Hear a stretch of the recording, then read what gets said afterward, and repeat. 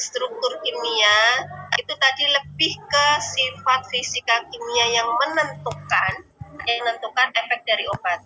Ya, jadi sifat fisika kimia ini yang lebih menentukan aktivitas biologis tadi.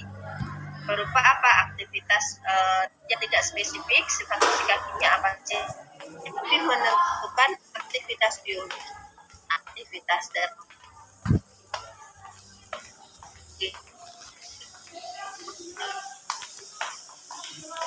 absorpsi masuk ke dalam tubuh, jumlah tubuh semakin banyak, semakin lebih. Jadi lebih ke farmakokinetik. Kelarutan, jadi ya tadi kelarutan contohnya koefisien partisi,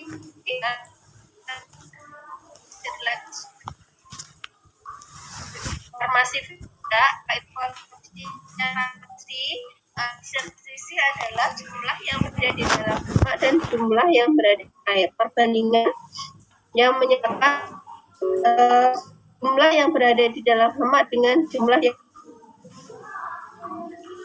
obat yang strukturnya tidak spesifik itu aktivitas biologi lebih dipengaruhi oleh koefisien partisi, lemak dan air untuk sediaan transdermal misalnya, karena ada nanti fosfolipid ya, jadi nanti dia kelarutannya bagaimana di lemak, berapa itu yang lebih berpengaruh untuk aktivitas biologi daripada strukturnya ya.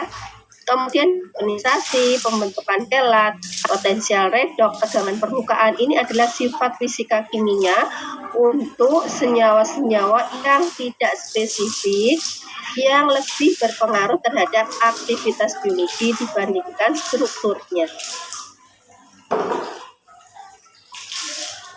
Spesifik itu anestesi karena tadi tidak sama. Jadi kalau contoh yang kolinergik tadi kan hampir split compound atau komponen utama itu sama. Yang membedakan ada gugus sampingnya tadi.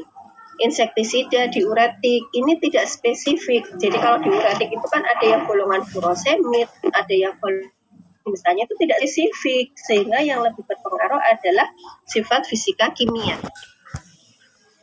Contoh ini kelarutan ya. Kelarutan, jadi tadi kelarutan tidaknya menembus biologi seperti yang tadi saya jelaskan. Kelarutan di sini lebih toksi, bisa beda bagi hidrofil ya, untuk menembus biologis. Saluran pencernaannya sifatnya bagaimana ya, harus molekul obat yang lipofil atau hidrofil. Contohnya ya, makin ke kanan untuk apa? Untuk kelarutannya ya. Obat sedang jika jenuh ini ya, hidrofil makin ke kanan makin menurun kelarutannya. Hidrofil misalnya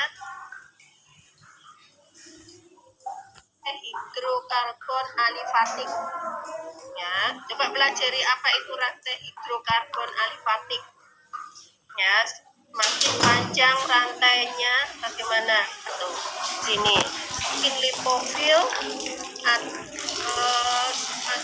kurang lipofil gitu ya. Ini jadi kalau untuk gugus yang hidrofil itu biasanya ditandai dengan OH, COOH ini ya, gugus hidrofil itu dia biasanya bersifat hidrofil. Tapi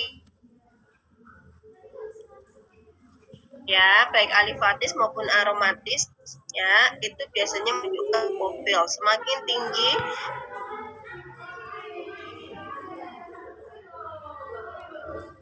itu lebih mudah larut dalam lemak. Dipelajari lagi ya kimia organiknya. Jadi contoh ini kelarutan dalam lemak. Contohnya di sini adalah untuk antistatin ya. Ini R-nya. Jadi semakin R-nya semakin panjang, dia akan semakin lipofil. Ya. Tuh. Nih.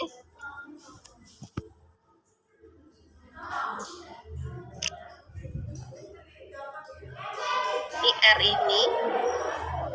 Kelihatan ya di 5 sama 6 itu. R-nya itu adalah COH, urutan